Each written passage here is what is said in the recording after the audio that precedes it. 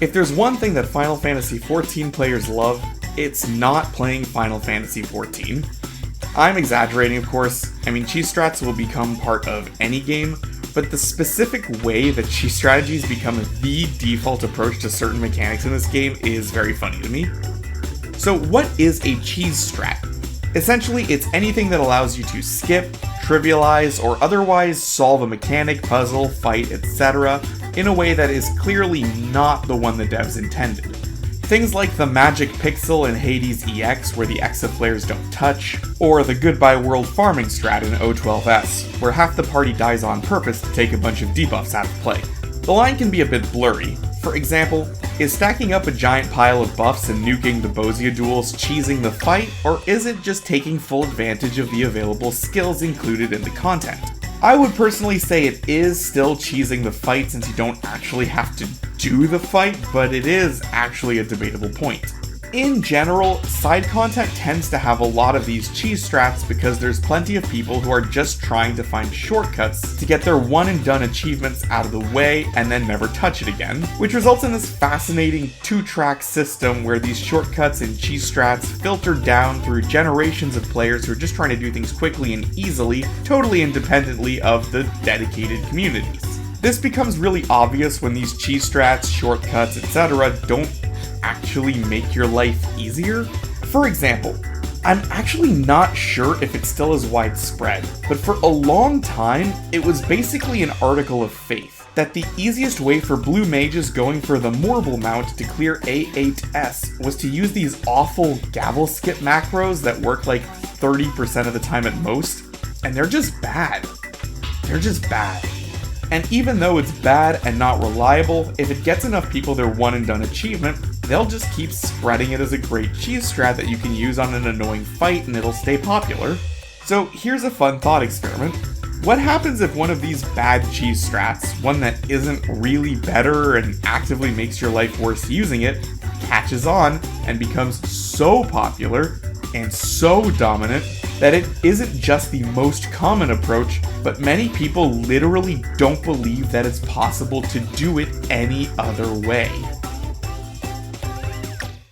Fisher's Intuition is one of the most important mechanics in big fishing. It's a buff that makes it possible to catch certain fish that are completely unavailable if Intuition isn't active. Fisher's Intuition is triggered when some specific combination of fish is caught in the same fishing hole without fishing in a different fishing hole or leaving the zone. Fisher's Intuition is highly specific to the fish in question. Everything from the fish needed to trigger it to the length of the buff timer will differ wildly. The difficulty of the setup can range from basically a box-ticking exercise to actually being most of the effort involved. Many legendary fish will have some sort of intuition requirement, and some of these can be quite brutal.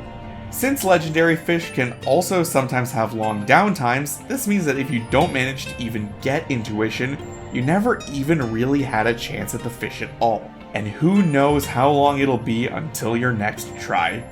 This means that being absolutely, positively certain that you will be able to trigger intuition is crucial in order to ensure that you have the maximum chance of catching the fish as quickly as possible. Right? Okay, so I'm a bit of a grump on this topic, but I firmly believe that a certain failure rate is just part of what makes fishing fishing. You don't expect to clear savage raids in a single lockout, you shouldn't expect to catch a legendary fish in a single window. That's my opinion. And failing to trigger intuition is basically no different than a fish not biting, it's just a different failure mode. And let's be real, most people are going to catch a given fish once ever and never return. I'm a weirdo outlier for going for recatches. Most people are not like me. They see a window where no intuition was triggered as a failure, a wasted attempt, a waste of time, and they would rather sink a bunch more time in advance to guarantee that intuition than just accept the failure and try again. And that's where Fish Jail comes into play. See, there's something interesting about Fisher's Intuition. I mentioned that it's triggered by catching fish without fishing in a different fishing hole or leaving the zone. You'll notice I didn't mention anything about a time limit. That's because there isn't one. There really isn't a good way to enforce a time limit on this sort of thing in a good or consistent way, so I guess they just decided not to. Essentially, as long as you do not leave the zone by any means. So no instancing into a dungeon, swapping instances at an aetheryte, teleporting back to Limsa for coffee or whatever. And as long as you do not fish in a different fishing hole, any progress you make towards Fisher's intuition will persist indefinitely. Literally indefinitely. And starting with 6.0 and the release of Endwalker, you're even allowed to log out, presumably so that random disconnects and server issues don't ruin people's fishing windows. So for a while, things were kept pretty reasonable. For example, Warden of the Seven Hues is an example of a fish where people have always jailed fairly often, because if you didn't manage to snag all of your indigo prismfish or firelight goldfish in one window as they pass, you can just wait an hour for the day-night cycle to repeat. Nowadays, with Triple Hook and Fish Eyes, this isn't as necessary, but it used to be pretty common. Where Fish Jail starts to go off the rails is with Shadowbringers patch 5.55 and the addition of Lancetfish. Lancetfish is the legendary fish of the Tempest. It was added alongside a number of other infamously difficult or irritating fish, and also Lystracanthus. But even among such illustrious company, it's managed to maintain a reputation for being especially obnoxious. It has an intuition requirement of 2 Moratecta. Moratecta has a roughly 6-minute window, which is immediately before the Lancetfish window. The design here is actually kinda cool. Moratecta and Lancetfish have completely contradictory weather requirements and can't possibly be up at the same time, but the Fisher's intuition buff for Lancetfish is exactly the correct length that no matter when you trigger it during the Moratecta window, it is guaranteed to cover the entirety of the subsequent Lancetfish window. I think that's cool. The issue with Lancetfish really starts and ends with Moratecta. They're not that rare, it isn't too hard to get 2 bites in a single window, but they slip a lot. People have done the math, the odds of landing 2 in a window are roughly 1 in 8. Now, that's not great, but Lancetfish is up pretty often, usually multiple times a day, so if you're dedicated, you'll have enough shots that you can land it in a pretty reasonable length of time. This is the intended approach. However, Moratecta is up way more often than Lancetfish, sometimes hourly. There is nothing stopping you from showing up an hour early, catching 1 Mora, and waiting around until the pre-Lancet Mora window to try then. Oh, but what if you don't manage to catch a Moratecta in that first window? Maybe you should just show up 2 windows early to be 100% sure, just in case. And the thing is, you're not guaranteed to catch a Moratecta in that pre-Lancetfish window either. So what do you do if you've been sitting on 1 Mora catch for 3 hours and you don't manage to get a second one in the real window? Do you just give up and leave? Well, what if the next Lancetfish window is in a mere 3 hours? Why not just keep waiting? Remember though, you can't leave the zone, and between when Lancetfish was added to the game and the release of Endwalker, you couldn't log out either. Lancet Jail. Park yourself in this sad, dark, wet hole with a featureless wall for company for somewhere between 1 and infinity hours. And wait. Have fun! So, for the person who absolutely positively must catch Lancetfish as fast as possible, you can see the appeal. Sacrifice a few hours, maybe a day of your time, to essentially force a Lancetfish intuition. There are some flaws in the plan here. First of all, this still guarantees nothing. Moratecta is never a guarantee, so you might jail yourself for multiple Lancet windows in a row for no intuition ever. Plus, even if you do trigger intuition, you've got, at best, a 50-50 shot of actually catching that Lancetfish. So while it's not hard to see why this became a popular strategy for people trying to just get it over with at any cost, you can also see why it made people uniquely hate Lancetfish over and above almost any other fish in the game. But you know, as long as you know what you're getting into, do whatever you want. I've done Lancet Jail a few times, usually when I wasn't going to be playing the game during that time anyway. It's a pretty simple way to boost your odds as long as you didn't want to do anything else.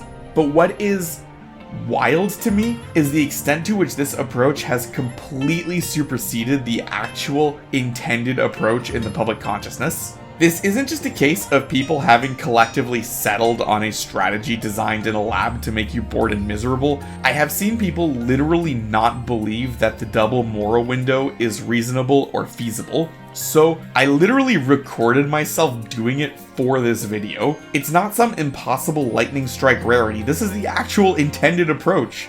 This makes me feel crazy. Anyway, with the release of Dawn Trail and the extension of Fish Eyes to Shadowbringers, Fisheye Moratecta seems to be catching on as a popular alternate approach. Lancet Jail will never truly die, but at the very least it isn't the sole default approach anymore.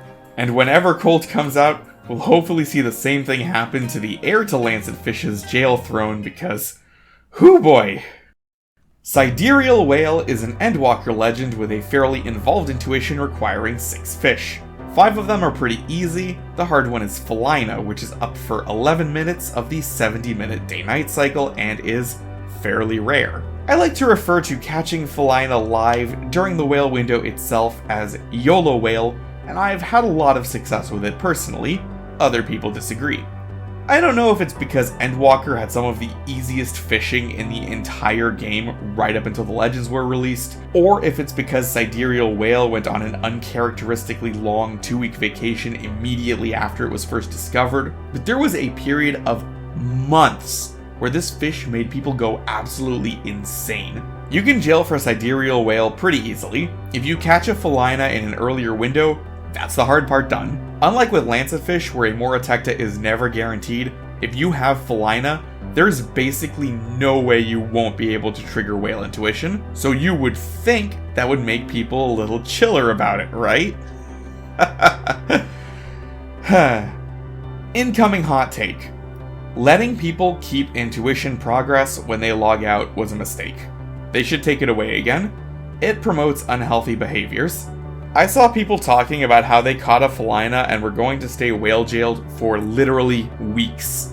I swear, it's not that hard. I promise you, Felina is not that hard. Please, please believe me. I don't even know what to say to something like that. To be totally clear, if you're taking a break from the game anyway, whatever. But if you're going to pull these sorts of jail shenanigans and then complain that the whale is a huge waste of your time and too hard, I don't know what to tell you. You did this to yourself. Nobody made you do this. You chose this approach on purpose. Fish Jail is a deal with the devil, where you trade the ability to play the game for one guaranteed Fisher's Intuition window, and it is up to you to decide how much time you are willing to trade and whether that is a bargain you are willing to make. I don't know, this just really bothers me. If you don't like fishing and you're having a miserable time, fair, it's not for everyone. I don't like deep dungeons, and the things I don't like about them are basically the exact specific things that make them appealing to the deep dungeon fans. So I don't do them. And I definitely don't go on huge rants online about how terrible they are. What drives me nuts are people who are choosing to make their lives worse, and have a worse time, and then spending their one short life on Earth complaining about how awful Cidurial Whale is because of the specific strategy they themselves chose entirely by their own free will. That is not the intended approach that I, who have caught Cidurial Whale multiple times, do not regularly use, do not like to use, and then try to argue with me to my face that it is the only viable option. I really try not to get mad about how other people are playing the game or living their lives, but this actually really drives me nuts. Don't deliberately do something the most miserable possible way and then tell me that my favorite part of the game isn't fun. Okay, rant over. Thank you.